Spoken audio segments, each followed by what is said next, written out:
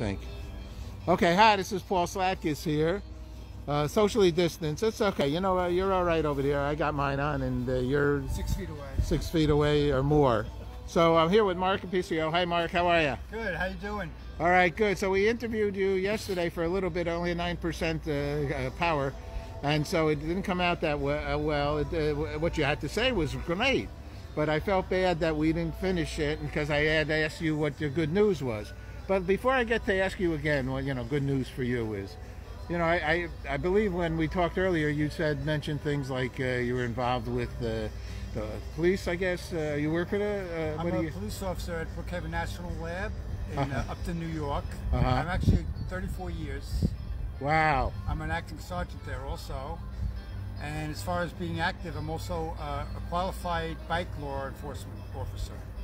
A bike law, so that means you ride bicycle. The bicycle patrol, police people. You oversee them, or how does that work? Well, we go to actual training with the Suffolk County Police Department for a week. And it's called LEVA, which is Law Enforcement Police Officer.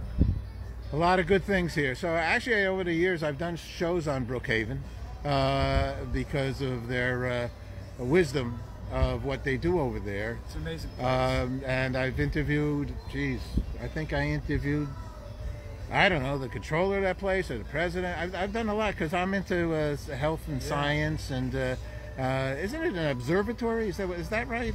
They have an observatory. It's more of a science and research facility. Right. We have a nano center. I mean, they're doing things I couldn't even explain to you. And they have a lot of Genentech. I think it was a Genentech interview I did, and they were talking about Brookhaven, or some people represented Brookhaven because Genentech was helping them financially. A great corporate citizen, I'll say straight out, because we like good corporate citizens because we're good news, and we like to support them. So that's wonderful. Why did you go? I have tremendous admiration for anybody who goes into public service, especially into the police.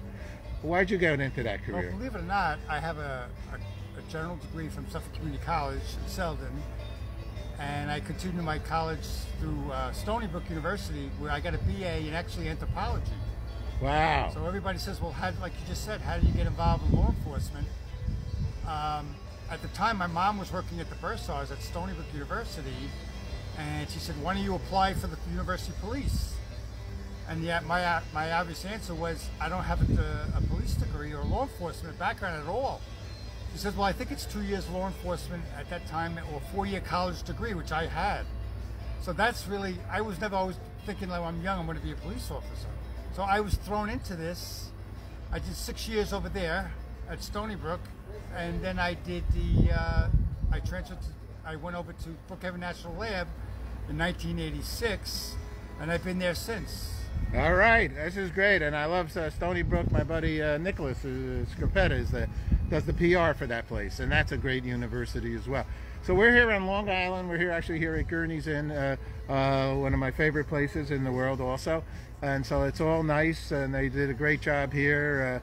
We have had a long-term relationship with the Monty family, who ran it for many years, and we produced actually right over there their American Dream show. So it's great to be here. So Mark, what's good news for you? Good news is that we're out here actually celebrating my birthday, which was November 7th. Happy birthday. We were going to go down to Florida, but as you know, with the